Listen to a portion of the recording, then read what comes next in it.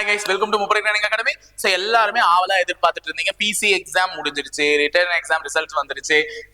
இந்த மாதிரி ஒரு வென்யூலாம் வந்துட்டு இருந்துச்சு. இப்பதான் கொஞ்ச நாளுக்கு 2 நாளுக்கு முன்னாடி சொன்னேன், இந்த மாதிரி வென்யூலாம் இவ்வளவு போட்டிருக்காங்க 16 சென்டர்ன்ட்டு. இப்போ பாருங்க, ஃபைனலா நம்மளுடைய ஹால் டிக்கெட் கால் லெட்டரும் ரிலீஸ் பண்ணிட்டாங்க. ஹால் டிக்கெட் வெளியாயிடுச்சு. ஸோ தமிழ்லேயே பார்த்துட்டு தான் வந்திருப்பீங்க. பிசிக்கல் வெறும் 10% தாங்க. அப்போ மீதி அப்படின்னு சொல்லிட்டு பார்த்துட்டு தானே வந்திருப்பீங்க. என்ன மீதி? மென்டலி யூ ஆர் ஸ்ட்ராங், அவ்வளவுதாங்க.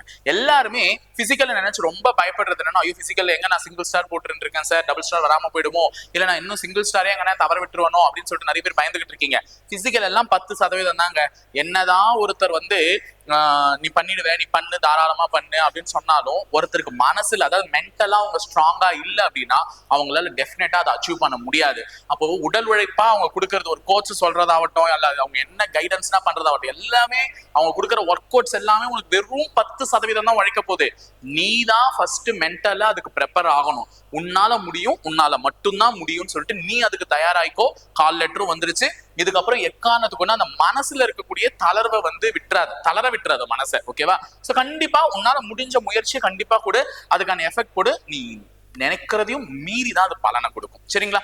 நிறைய பேர் கிரவுண்ட்ல சிங்கிள் ஸ்டார் போட்டுட்டு அந்த கிரவுண்ட்ல டபுள் ஸ்டார் போட்டவங்க இருக்காங்க, நான் கேள்விப்பட்டவங்கல்ல. சரியா? நிறைய பேர் அப்படி கேள்விப்பட்டிருக்கேன். சார் நான் கடைசி நாள் போற வரையும் சிங்கிள் ஸ்டார் தான் சார் போட்டுட்டு இருந்தேன், ஆனா எதிர்பாராத விதமா அங்க எனக்கு உடனே டபுள் ஸ்டார் வந்துச்சுன்னா, உன்னை இங்க சோதிச்சாலும் அங்க கைவிட்டுற மாட்டாங்க கடவுள். அதனால அந்த நம்பிக்கையோடு இரு.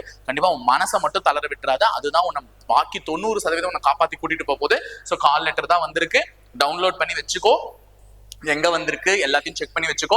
ஸோ அதுக்காக ப்ரிப்பேர் பண்ணு. ஸோ என்னெல்லாம் பிசிக்கல்ஸ்க்கு எடுத்துட்டு போனோம், என்னென்ன டாக்குமெண்ட்ஸ் எல்லாம் எடுத்துட்டு போனோம்னு சொல்லிட்டு நான் அடுத்தடுத்த வீடியோஸ்ல அப்டேட் கொடுக்குறேன் அடுத்தடுத்த வாரங்கள்ல. ஸோ இனி வரக்கூடிய வாரங்கள் நமக்கு அதிரி புதிரியா போகுது. ஸோ எல்லாருமே நல்லபடியா ப்ரிப்பேர் பண்ணுங்க.